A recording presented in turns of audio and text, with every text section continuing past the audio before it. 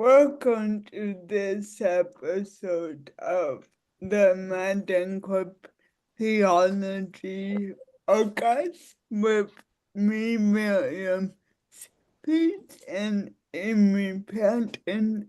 We're delighted today to be joined by Becky Lewis, one of Becky Jones. Holy cow! It's all good. Becky Jones, one of our contributors. Sorry about that. It's okay. And I, Amy has an announcement before we get going. Yeah, we just have one announcement for today, and that is we just want everyone to know that we've decided based on how much stuff we have going on in our lives that we're going to be um, reducing the amount of times we publish the journal to just once a year. So we'll be having a new issue coming out every fall. So we're just preparing our next issue, which knock on wood will be coming out in a couple of weeks for this fall. And then if you're interested in submitting, because we're always looking for people in the community to submit, you could just know that it would be in consideration for next fall that your piece would be looked at. So yes. And it's so nice to be back. We haven't recorded in a while, so this is fun. This is really fun. Wait. So, Becky Jones. Hello. Yeah, and we'd invite you to introduce yourself and your connection to the journal. Yes, that would be great. So hi, I'm Becky Jones. And yeah, so I work for impartially part-time. I work for the Christian Reformed Church in North America. And then I also was taking a course at Martin Luther. It was a certificate program in disability, inclusive ministry, and Christian faith.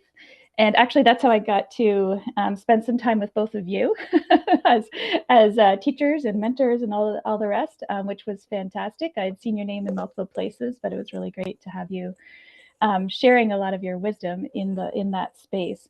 Yeah, and just from that course that I took, I was given the opportunity to create a project, and so that is what grew out of it was this project that I'm talking to you about, which I'm very excited to share. Well, we were so excited when we saw it come in, because it's so creative and it combines so many different ways of thinking about and doing sort of like revisioning for Bible stories that a lot of us probably know and have encountered many times in our lives. But I think this project really might help folks to rethink some things, which is so important when it comes to thinking about disability. So, Becky, we wanted to ask you if you could talk a little bit about it, and um, when you're ready, we can also show some images and also describe some images because you incorporated some beautiful paintings that you painted. Yeah. Thank you. Yeah, Yeah. so basically this was considered, we were given tasked with creating a capstone project, right, for this program. And so a little bit about myself is that I grew up in the church. And so my first Bible was like a graphic novel sort of Bible. And I have very beautiful memories of being a little kid and just looking at all the images within that Bible. So that's one part I kind of realized when you were asking to summarize, it's like a Venn diagram of my life, right? Because I have like myself as a little child reading that. I have always loved art. So actually, my undergrad is in design, and I love to explore art, did a lot of art history. And so that sort of came into a portion of this project. And then my work within the CRC for some time, I was working within disability and inclusion, right? And so just hearing the lived experience, hearing the frustration and challenges of people in the community that when they're, looking at a Bible I didn't think about as a kid as having challenges, just all of that started to surface a lot. And I had, it weighed heavily on me, I think, like all the stories and the conversations that I had with a lot of people that I was working with, yeah, it just made me upset and frustrated. And I always think with that sadness and frustration, sometimes it's really great to get an opportunity to do something about it. So basically with this project, I decided to use sort of all the pieces of myself and put it into it, and decided to create, now typically in the art world, you talk about like a triptych of art. This was actually like I don't even know how to say it well, triptych. I've never even heard it said out loud. But in a lot of, when you go to art galleries and you're looking at traditional Christian images, there's a lot of art that's like 3 panels or 3 combined, and you'll see it in a lot of churches. So probably now that I've said it to you, you'll start noticing this. So I wanted to take that traditional idea of how, and look at traditional ways of representing certain stories in the Bible, and create my own revisioning of those stories. And so I asked a few people, I asked a few specific people what stories like really bothered them, basically what really hurt them, or what they were really even sometimes had questions about within the disability community. And that's when I came up with 4 stories. And each story is represented in one of these pieces of art. So I have 4 stories. One is Jacob wrestling with God. The next one is the man born blind. And I'm using what it's referred to in the Bible, just so you know. Man being lowered to see Jesus, and the Zacchaeus. So those are some of the titles that you find within mostly the NIV about these stories. I took those stories and I wanted to look at how we looked at them traditionally. And so looking back at all my art history, like traditional, like 100, 200 years ago images, and I wanted to find a different way of looking at them, because I felt that often they pointed to like a curing discussion rather than a healing conversation. So I wanted to look at that. And the other piece I wanted to look at was, often when you look at those stories when they're represented in art, you see it as sort of just looking at that one particular entrance point, rather than the whole community that might be surrounding the conversation. And it seems very narrow in focus often. So that was what I wanted to just kind of pull back, look at really sink into the story a lot, and look at different ways where community is very present within the story, and shift to that story. So that was really the goal of when I was doing it. And throughout it was constantly, I think, going back to my friends and being like, does this make sense? Is this like a good, am I is this settling better, I think, with you? So that was sort of another piece of it. Yeah, so that sort of is a general summary of what I was doing to create these 4 pieces of art, and then the written component that went along with it. That's a wonderful mix of conversation, and so like the art will grow out of community too. Yeah, So yeah. that's wonderful. We'd invite you to talk about some pieces. So if you're watching on YouTube, Amy has uh shown an image, and we wondered if you might describe the image and then talk about how you created this. Yeah, thank you.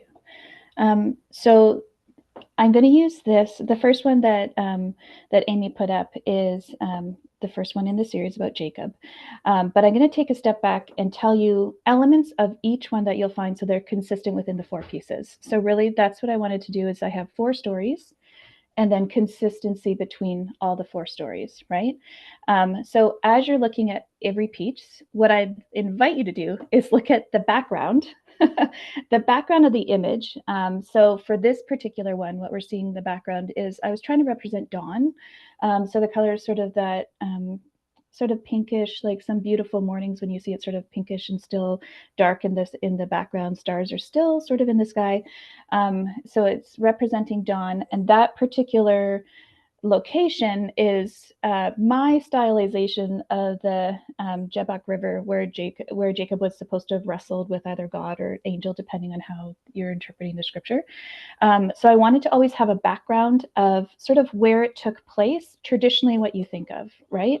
So in the first one, you'll see the river. The next one we'll look at, don't worry about going through it yet, Amy, but like it'll be the synagogue. Another one is outside a house. And then the final one is just a wooded path. So you'll always look at the background to see sort of the placement of where it is in the historical biblical text. And then when you're looking at every piece, I wanted to have a circle, which is a circle that has gold leaf. I love playing around with gold leaf. And that sort of is supposed to bring your eye to the new revisioning of the story. So where are we wanting to actually place the conversation of the story? So whereas in traditional art, for this piece the first piece that we're looking at, traditionally when I looked at a lot of images of the story about Jacob, it would be always him wrestling with an angel. Like that was just typically what you'd be seeing as the central focus. What I wanted to do with this one is look for where community existed in the story. That was really the key component to it. What did this story actually talk about becoming coming into community? And for this one, the whole focus is really bringing Jacob and Esau back together, right? Like they had spent years apart. There's such a backstory of sadness and disagreement and conflict between these two brothers. But within the story, after the dawn comes and after Jacob wrestles, then there's that reunion. So the conversation around disability ends with a reunion of the families. So that's really the component that I want to look at in everyone is when you're looking at that piece, look for that circle and that central component. In each one of the images, I also have the word Imago Dei, and we'll jump into that in a minute as to what that, if you don't know what that reference is, but I wanted to remind you about Imago Dei in each piece. And then also in each painting, there's a key part of the verse, like the element of the story that I felt was very important to write into the painting as well, so that you could really focus on that.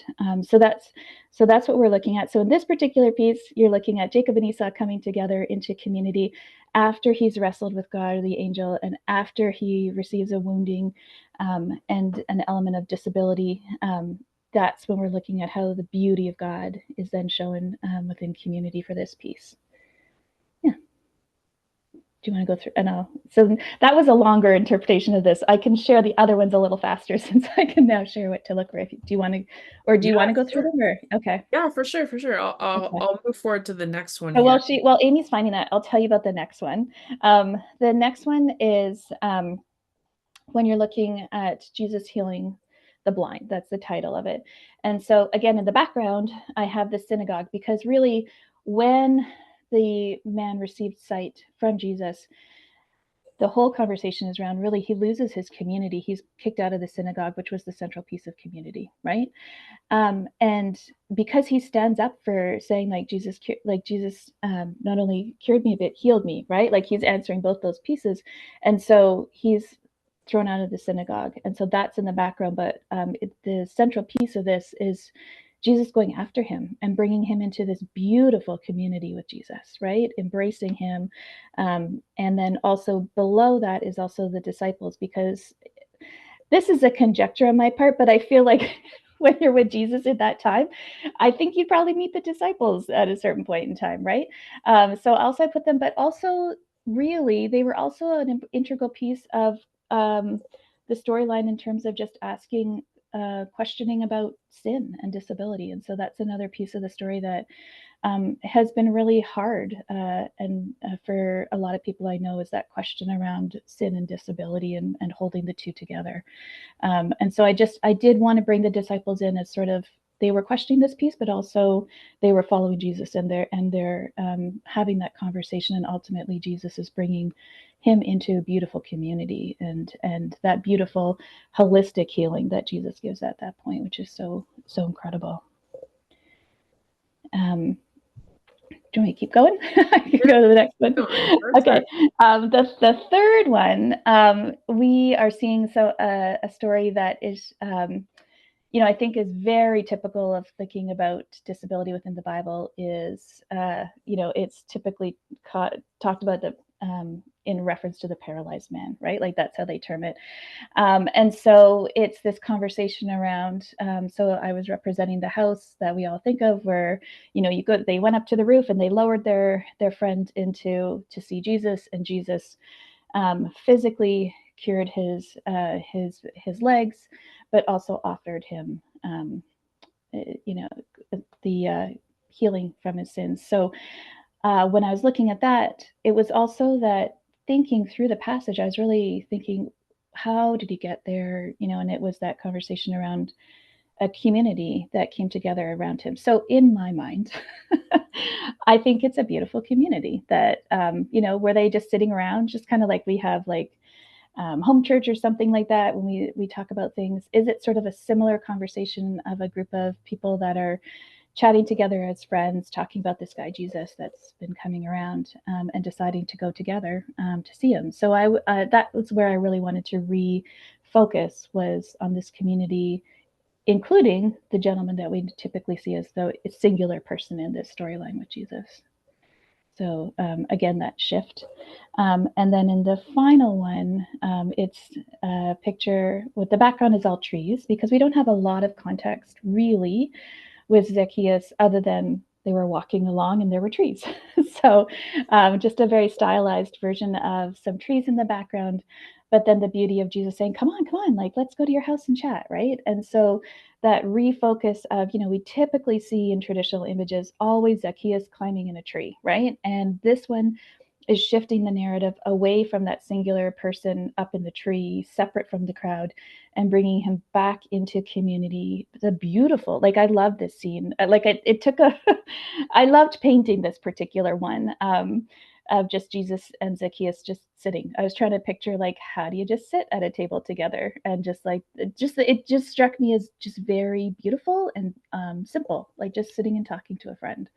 So I think in terms of painting, this was probably one of my favorites when I was focusing on this particular element of it. Yeah, I'd love it. I'd love to just sit and chat like this with Jesus. It'd be cool. So yeah.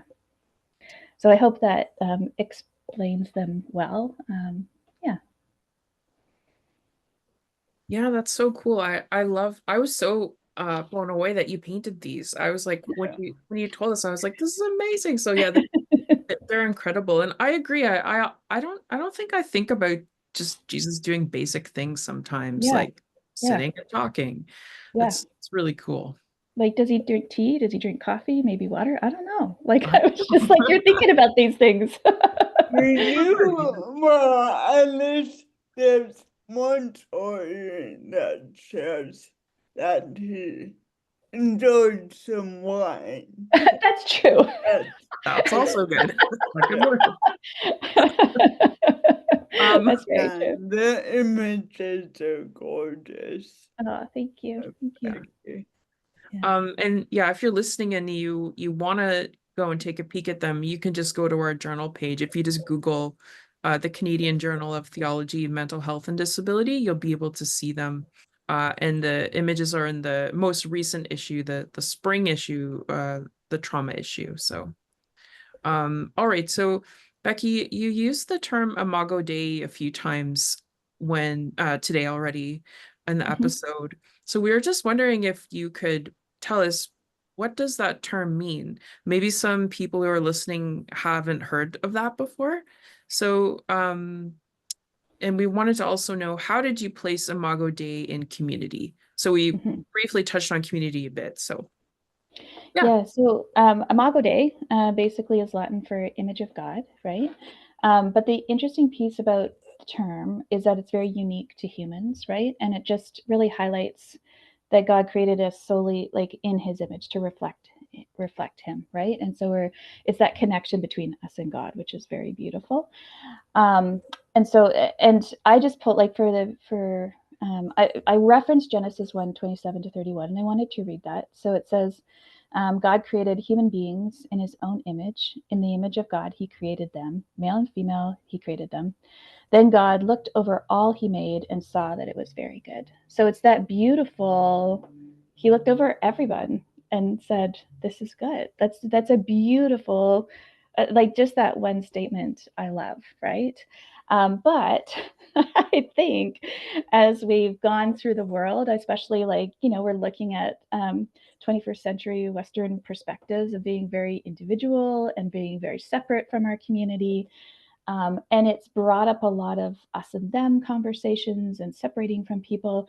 And I think it again, it was again that heaviness on my heart of image of God is in everybody, and yet not everybody is invited into that conversation. I often see that in my work. I was seeing it constantly. Like, we're not creating spaces for everybody. We're not opening up conversations for everybody. There was a lot of really heavy one-to-one stories that I used to have of people hearing that people were praying for them for their sin because they had a disability. And that to me is so ugly and terrible, because we are all created in the image of God. So that means, when you were born, that is how God created you. It's beautiful. It's perfect in God's eyes, right?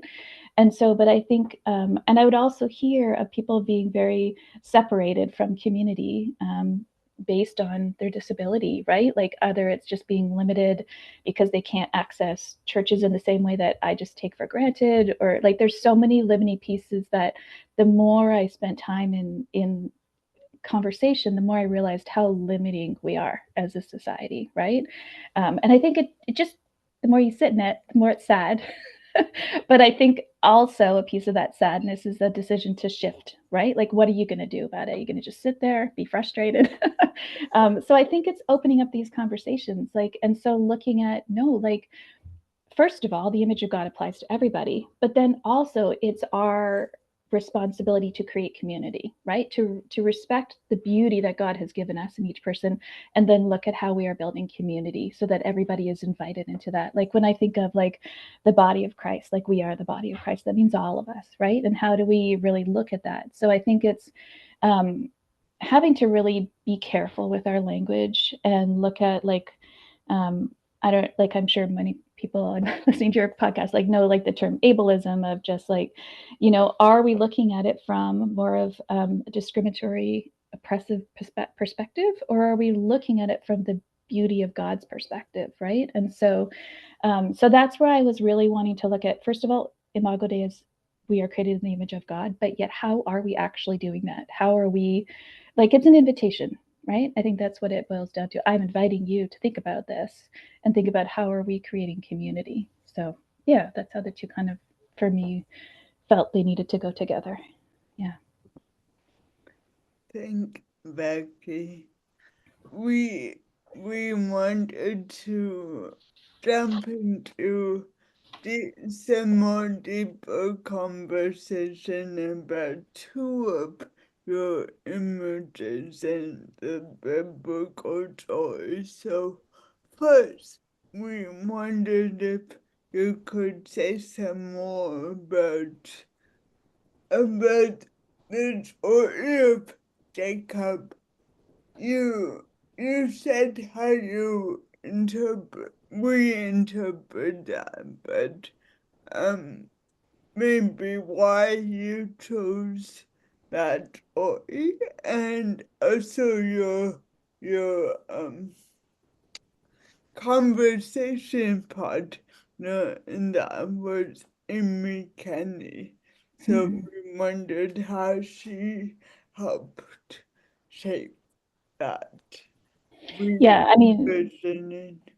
yeah, for sure. Thank you. Like, I think Amy Kenny like played such a huge part in this conversation, right? So we had read her book in a group, like a couple times in book studies that we were doing within my work, right? And just really had very good, deep conversations, and just sometimes very challenging conversations, right? Like, I think if you have a chance to read her book, or if you haven't, like, I would highly recommend it. It really it makes you think, how, like, it makes you think, right?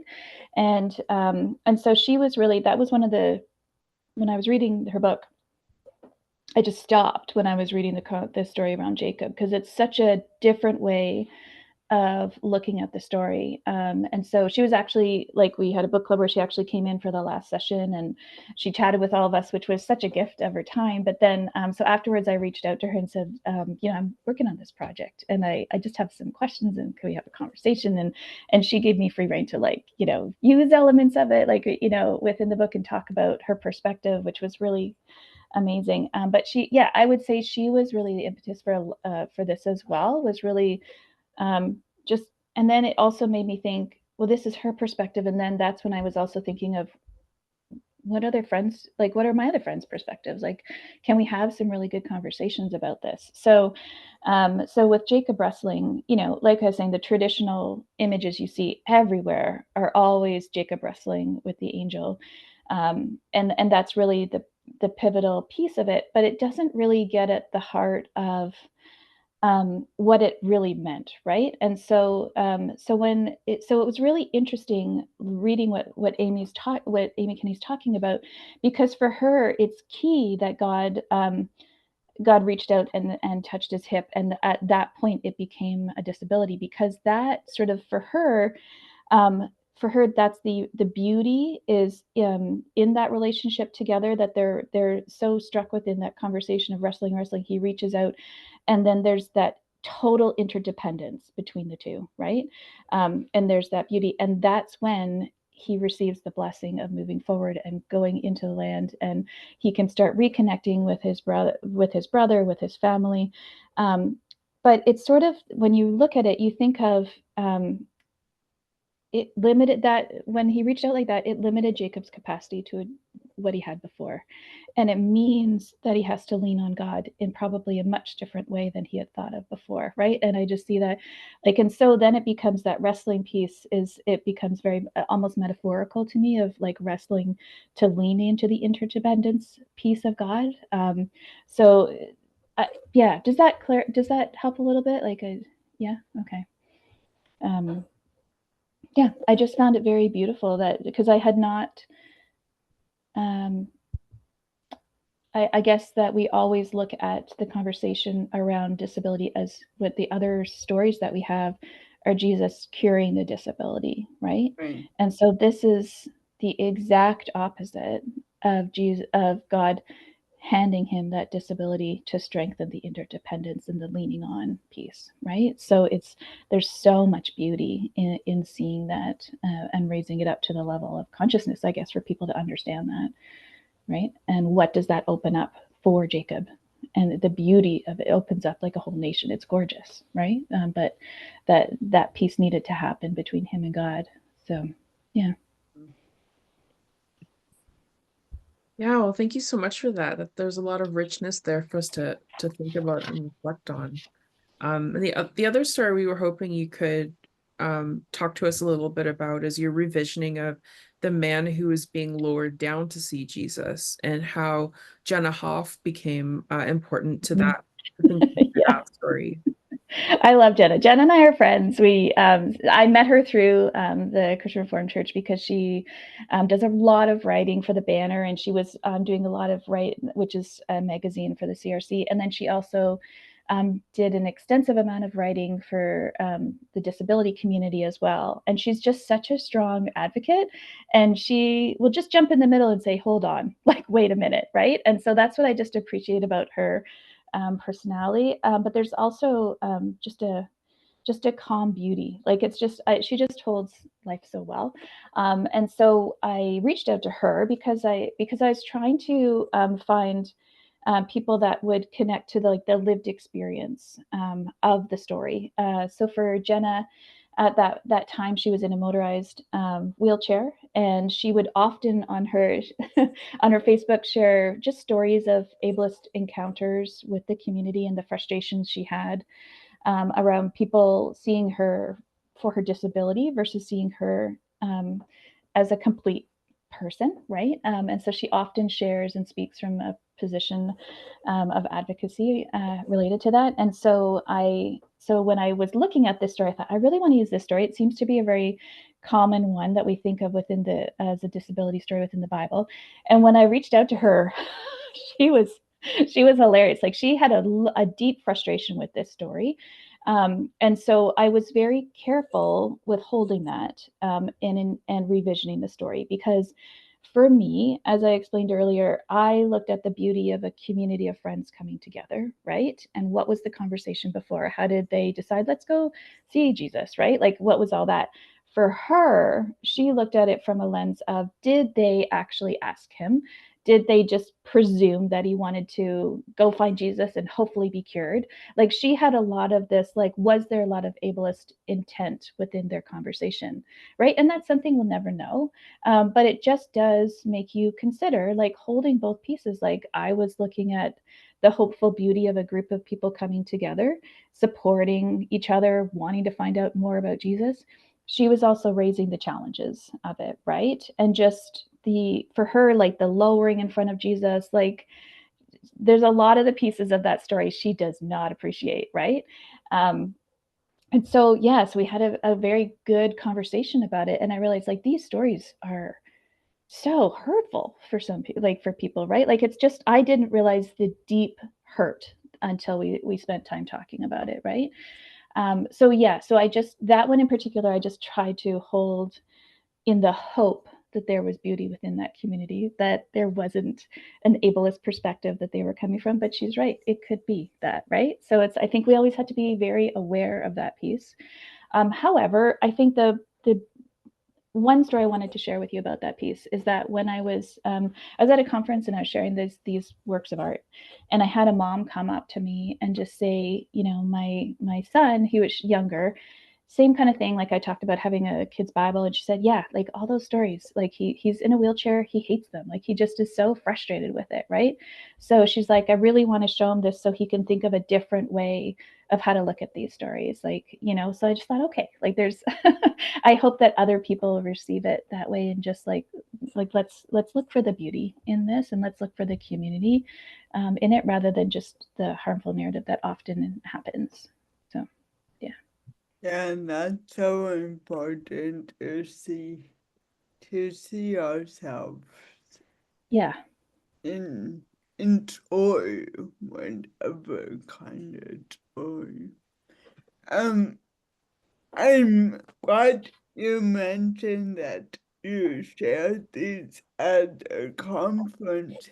I wondered if you had shared them around with other churches, and how have those conversations been, and maybe where the art pieces live I now. was I was hoping you wouldn't ask me that question. Art Um, pieces currently live in my basement.